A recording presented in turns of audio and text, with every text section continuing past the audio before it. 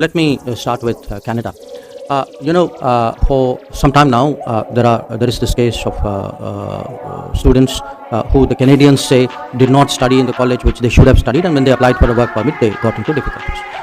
From the very start, we, meaning the Foreign Ministry here, as well as our High Commission and the consulates in Canada, have taken up their case. And our point is that, look, the students studied in good faith. If there were people who misled them, the culpable parties should be acted against. It is unfair to punish a student who undertook their education in good faith.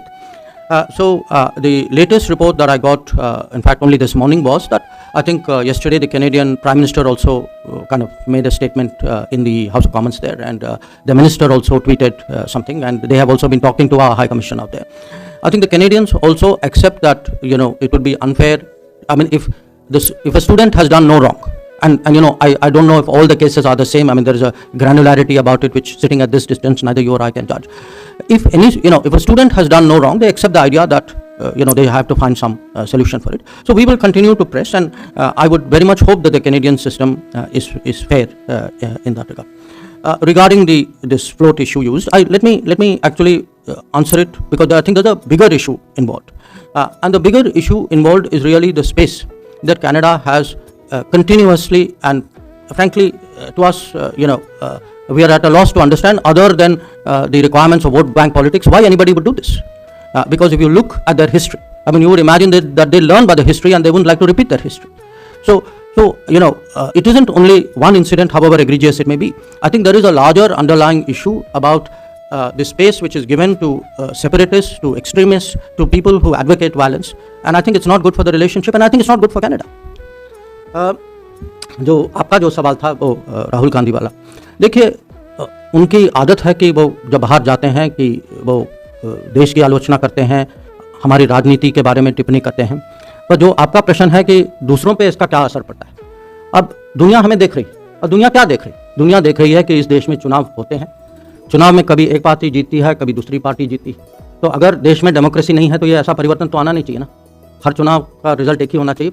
पर अगर आप देखें, जो ये पूरा narrative जो है, ये हमारे यहाँ एक देश में नैरेटिव बना है, और जब ये नैरेटिव देश में नहीं चलता या कम चलता है तो इसको बाहर ले जाते हैं, और उनकी अपेक्षा है कि बाहर का सपोर्ट जो है वो देश में चलेगा।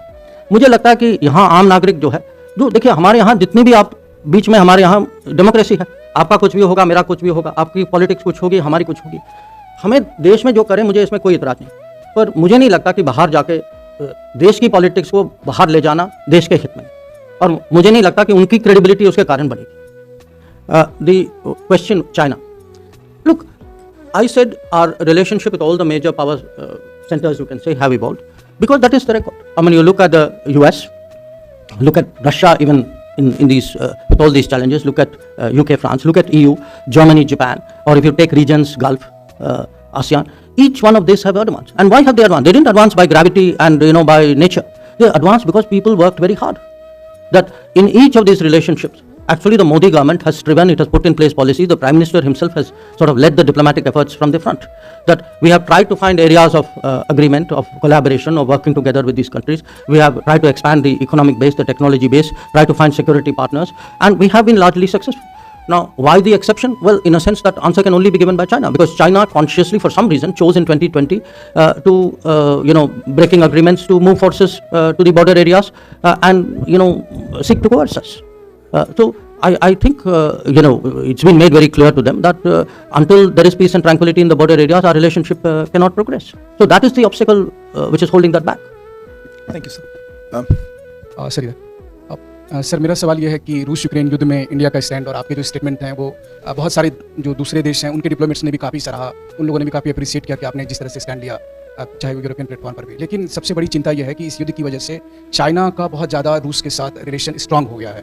कल ही उसके आर्मर्ड व्हीकल रूस में दिखाई दिए हैं, इससे पहले ड्रोन वगैरह आ रहे थे, इकोनॉमी में काफ़ी इन्वॉल्वमेंट हो गई है। तो वैसे स्थिति में आपको नहीं लगता है कि कल के दिन में भारत और रूस का रिलेशन पर प्रभाव पड़ेगा, खास करके तब जब हम क्वाड में भी उतना ही एक्टिव हैं? तो कैसे इसको आप न्यूट्रलाइज करें? इस चीज़ को लेकर है कि आपने 2014 के अंदर इस चीज़ के साथ शुरुआत की कि पड़ोसियों को साथ लिया जाए, नेबरहुड फर्स्ट की पॉलिसी के साथ। भारत की नेबरहुड के अंदर चाइना और पाकिस्तान, दो नेबर्स के साथ में रिलेशन डिफिकल्ट रही है। आप नेबरहुड पॉलिसी के लिए किन को फॉल्ट लाइन मानते हैं, और कहां पर आपको लगता है कि जो आपके एरियाज ऑफ चैलेंज हैं जिसके ऊपर आप काम करना चाहेंगे? You mentioned what happened in 2020. You said that unless there is a change from Beijing's side, You cannot, unless there is peace and tranquility, the relationship cannot move forward. But as of now, what do you see happening in the sense? Do you see any kind of meetings between strategic representatives? Do you see any attempt by China at de-escalation, which comes after disengagement? There are two little bits of disengagement still left. What is the future, sir? आपका जो पहला सवाल जो था Ukraine के बारे में जो सवाल जो था, देखिए जो यूक्रेन में जो युद्ध जो चल रहा है उसके अलग अलग जो दुनिया उसका असर जो दुनिया पर है, ये अलग अलग रीजन्स में अलग अलग देशों में उसका अपना प्रभाव होता है। अब रशिया और किसी और देश, चाइना हो या कोई और देश हो, अब उनके रिश्ते और नज़दीकी होंगे या दूर के होंगे, वो खुद तय करेंगे। हमारा रिश्ता जो रशिया के साथ अगर आप देखें 1955 के बाद जब खुर्शचेव और बुल्गेरिन आए थे यहाँ, जब वीटो पहली बार उन्होंने यूनाइटेड नेशंस में भारत का समर्थन किया था, उस टाइम हमारे रिश्ते जो हैं वो बहुत ही स्टेडी रहे। और इस दौरान दुनिया में बहुत बड़े परिवर्तन आए। माने सोवियत संघ टूट चुका था, कोल्ड वॉर आया, कोल्ड वॉर गया, यूनिपोलर आया, वो भी गया, यूरोप यूनिफाई हुआ। और आपस में अगर देखें रशिया चाइना के रिलेशन, रशिया यूएस के, रशिया यूरोप के, इन सब संबंधों में माने कहीं अप और डाउन होता रहा। हमारे संबंध जो हैं बहुत ही स्टडी रहे हैं। और इसके कारण है क्योंकि एक दोनों देशों में एक तो लीडरशिप इसकी जो महत्व को समझती है, पब्लिक सेंटिमेंट भी साथ देती। हम दोनों के यहाँ ये समझ है कि हम दोनों बड़े यूरेशियन देश हैं, पूरा यूरेशिया की स्टेबिलिटी एक किस्म से हम पे निर्भर है, हमारे रिश्तों पे निर्भर। तो जो आप कह रहे हैं, हाँ ऐसी एनालिसिस में पढ़ता रहता हूँ, पर आप हकीकत देखें ना कि हमने पिछले साल में भी ऐसा कुछ रिश्तों को ऐसा कुछ होने नहीं दिया जिसके कारण कुछ प्रश्न चिन्ह उठे हमारे बारे में। तो ये मेरा उत्तर है आपके लिए।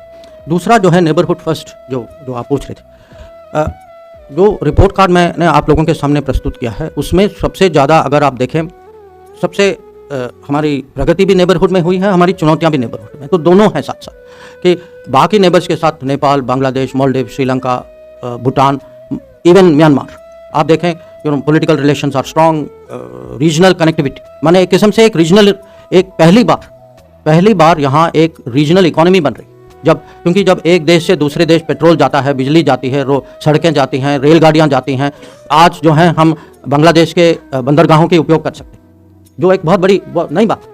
तो एक लेवल पे मैं कहूँगा प्रोग्रेस रिपोर्ट में बहुत सफलता मैं आपको दिखा सकता हूँ, पर जहाँ चुनौती हैं एक तो पाकिस्तान के साथ है, और ये माने ये कोई नया विषय नहीं है, शुरू से ये क्रॉस बॉर्डर टेररिज्म माने उसकी चुनौती थी। और फ़र्क ये है कि हम जो हैं इसको बर्दाश्त करने के लिए तैयार नहीं। तो या तो आप कहें कि नेबरहुड फर्स्ट के कारण हम टेररिज्म को साइड में रखें और पाकिस्तान के साथ कोऑपरेशन बढ़ाते जाएं, ये ना तो देश की सेंटीमेंट है ना मोदी गवर्नमेंट की सोच है। तो इसमें अगर पाकिस्तान रिश्तों को आगे ले जाना चाहता है, उनको पता है क्या करना है, इसमें कोई माने उनको पता है, दुनिया को पता है। और जो चाइना का जो है, जैसे मैंने अभी उनको समझाया, हमारी कोशिश थी कि चाइना के साथ हमारे पड़ोसी हैं, देश के सबसे बड़े इकोनॉमी हैं, और हम तो चाहेंगे कि रिश्ते अच्छे हों, पर रिश्ते तभी अच्छे हो सकते हैं जब बॉर्डर एरिया में पीस और ट्रैंक्विलिटी हो, और जब कोई अग्रीमेंट हो तो उसका पालन होना चाहिए। तो अगर अग्रीमेंट का उल्लंघन हुआ और आपने पीस और ट्रैंक्विलिटी को कहीं छोड़ दिया, तो आप ही बताइए कि रिश्तों को कैसे आगे ले जाएं। तो चाइना के साथ जो टाइम्स नाउ का सवाल जो है, we are talking, it is not that communications have broken down. So Sanjay, I'm responding to you. So the point is that with China, in fact, even on the day, even before Galwan happened, we were, talking to the Chinese, saying that look, we are seeing movements of your forces, which in our view is violative of our understanding. The day after Galwan happened, in fact, the morning after, I actually spoke to my counterpart. And since then we have engaged, the military commanders have engaged, our embassies have engaged, I have engaged with my counterpart, and I continue to do that. When Foreign Minister Chingang was here in Goa, we had a long discussion. Even when I was in BRICS, he did not come, his deputy came, we had a chat on the side. Look, we have to, the two of us have to find a way of disengaging, because I don't believe that this present impasse serves China's interest either. The fact is the relationship is impacted.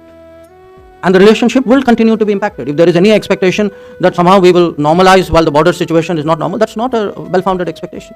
So your question, what do you, what can we expect? Look, at multilateral events, we will obviously the Chinese are there and we are there. It is likely that there would be a conversation between us. Bilaterally, since Galwan happened, we've had one visit by Mr. Wang Yi to India. But I think the main mechanisms, we have a mechanism called WMCC, and we have a mechanism called senior high-level commanders meeting. One is a kind of military-led with MEA in it. The other is MEA-led with military in it. These mechanisms continue to do the work because at the end of the day, disengagement is a very detailed process. It's not something which is a kind of obviously you have to have a leadership level buy-in, but the details of it have to be worked out by people on the ground. So I think all of this would continue to happen.